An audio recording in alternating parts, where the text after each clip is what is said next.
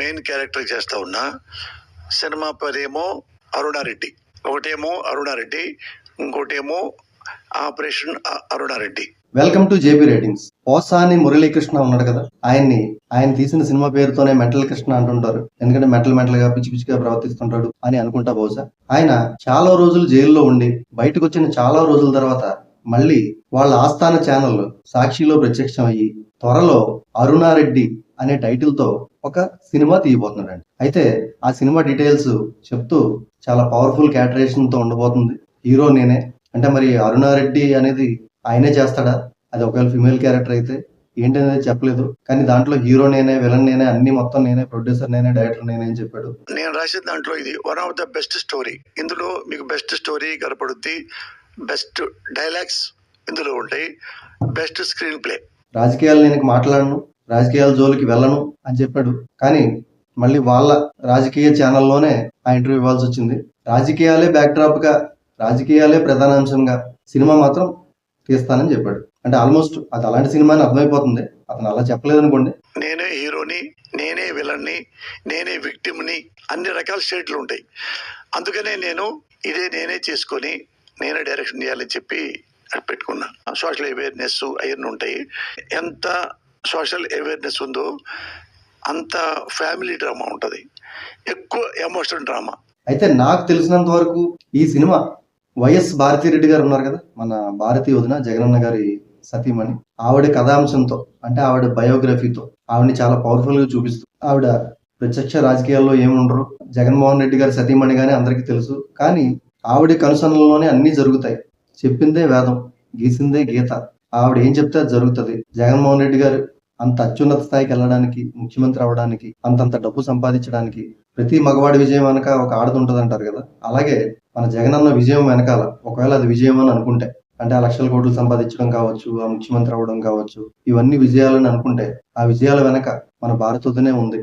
ఆ విషయం ఈయన వాళ్ళకి సన్నిహితుడిగా ఇవన్నీ తెలుసుకుని ఉంటాడు. పాపం ఆవిడ బ్యాక్గ్రౌండ్ లో ఉండి, అంటే ఒక హిడెన్ పవర్ లాగా ఉండి జగనన్న ఎలా నడిపిస్తా ఉంటది, ఆ పార్టీని ఎలా నడిపిస్తా ఉంటది, రాజకీయాలు ఎలా చేస్తా ఉంటది, ఇవన్నీ కూడా అంటే ఒక రాష్ట్రాన్ని పరిపాలించడంలో ఆయనకి ఎలాంటి సలహాలు సూచనలు ఇచ్చేది, అసలు ఆవిడ ఎంత పవర్ఫుల్ అనే క్యారెక్టరేషన్ తో.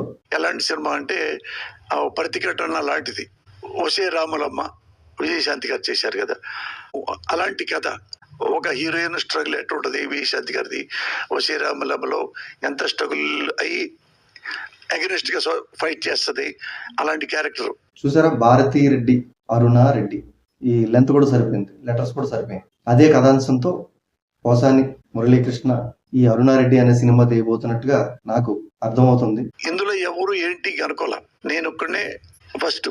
ప్లస్ ఇంకోటి ఏంటంటే, ఈయన ఎప్పుడైతే ఈ వైఎస్ఆర్సీపీలోకి వచ్చి ఆ జగన్ వెనకాల తిరగడం మొదలుపెట్టి అందరినీ బూతులు తిట్టడం మొదలు పెట్టాడో, ఈవెన్ చిరంజీవి ఫ్యామిలీ దగ్గర నుంచి, పవన్ కళ్యాణ్ గారి దగ్గర నుంచి, సినిమా వాళ్ళ దగ్గర నుంచి, రాజకీయ నాయకుల దగ్గర నుంచి, చంద్రబాబు నాయుడు గారిని, వాళ్ళ అబ్బాయి లోకేష్ ని, ఇలా అందరినీ బూతులు తిట్టడం మొదలుపెట్టి చంద్రముఖిలా మారిన గంగలాగా, పిచ్చోడులా మారిన పోసానిలాగా ప్రవర్తించడం ఎప్పుడైతే మొదలు పెట్టాడో అప్పటి నుంచి ఇతనికి ఆల్మోస్ట్ సినిమాలు కూడా తగ్గిపోయింది. రైటర్ గా లేదు, డైరెక్టర్ గా లేదు, ఆర్టిస్ట్ గానే చేసుకుంటూ వచ్చేవాడు. ఆర్టిస్ట్ గా కూడా మాక్సిమం సినిమా అవకాశాలు కూడా ఈయన కోల్పోతూ వచ్చాడు, ఆల్మోస్ట్ లేవనే చెప్పాలి. అలాంటి సిచ్యువేషన్ లో సినిమాలు అనేది ఇంకా అసలు ఇతనికి లేదు. ఇప్పుడు రాజకీయాలు ఒక 4 సంవత్సరాల దాకా మారడానికి లేదు. అప్పుడు మళ్ళీ జగన్ ఏమైనా వస్తే మళ్ళీ బయటకు వస్తాడు. మరి ఈ లోపు ఏం చేయాలి? డబ్బులు కూడా బోల్డ్ ఉన్నాయి కదా.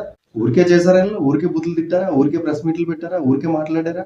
ప్రెస్ మీట్కి ఎంత, తిట్టుకి ఎంత, ఈ రేంజ్ బూతులకి ఎంత, మామూలు బూతులకి ఎంత, విమర్శిస్తే ఎంత, ప్రెస్ మీట్ లెంత్ బట్టి, డ్యూరేషన్ బట్టి 10 నిమిషాలు ప్రెస్ మీట్ అయితే ఎంత, గంట ప్రెస్ మీట్ అయితే ఎంత, ఆ రేంజ్ లో మరి వీళ్ళకి విపరీతంగా వచ్చేవి. సినిమాల్లో ఉన్నప్పుడు కూడా అంత సంపాదించలేదు. అతను మైహూబ్ ముజాలో 30 కోట్లు ఫ్లాట్ విపరీతంగా సంపాదించాడు. ఆ డబ్బులతో మరి ఏం చేయాలి? ఇతోధికంగా ఉడతా భక్తిగా జగనన్నకి, పార్టీకి, భారతోదినికి ఏదో ఒక ఫేవర్ చేయాలి.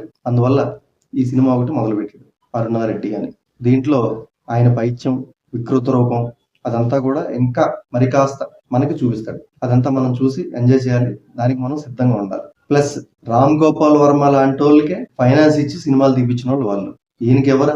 ఈయన అంతటికి అంతా ఆల్రెడీ సంపాదించుకుంది ఖర్చు పెట్టడం కోసమే కాదు, మళ్ళీ అక్కడి నుంచి మళ్ళీ డబ్బులు లాగాలంటే కూడా ఇది ఒక మార్గం. అన్నా జగనన్న సార్, మన మీదే ఒక సినిమా ఒకటి తీస్తున్నాను, కొంచెం డబ్బులు ఏమైనా పంపిస్తే మంచిగా సినిమా తీస్తాను అంటే మళ్ళీ అక్కడి నుంచి డబ్బులు పంపిస్తారు. వాళ్ళకి కూడా ఊరికే వచ్చినాయే కదా, వాళ్ళకి కూడా జనాల దగ్గర నుంచి దోచుకున్న డబ్బులే కదా. మళ్ళీ ఓ 10 కోట్లు 20 కోట్లు 30 కోట్లు సినిమా తీయని పంపించారనుకోండి, సరదాగా ఓ సినిమా తీసి దాంట్లో మళ్ళీ ఓ 10-20 కోట్లు వెనకేసుకుంటాడు. సో వీళ్ళు ఏం చేసినా కూడా జనం కోసం సినిమాలు తీయరు, జనం కోసం రాజకీయాలు చేయరు, జనం కోసం మాట్లాడరు. మళ్ళీ పోసానన్న ఒక సినిమా తీయబోతున్నాడు అరుణారెడ్డి, ఇంకా దాంట్లో ఎన్నేసి చిందులు ఉంటాయి, ఆయనకి డబ్బులు ఏమైనా వచ్చేలా చేస్తుందా, మంచి పేరు వచ్చేలా చేస్తుందా, మళ్ళీ బొక్కలో వేసేలా చేస్తుందా, చూద్దాం, త్వరలో తెలిసిపోద్ది.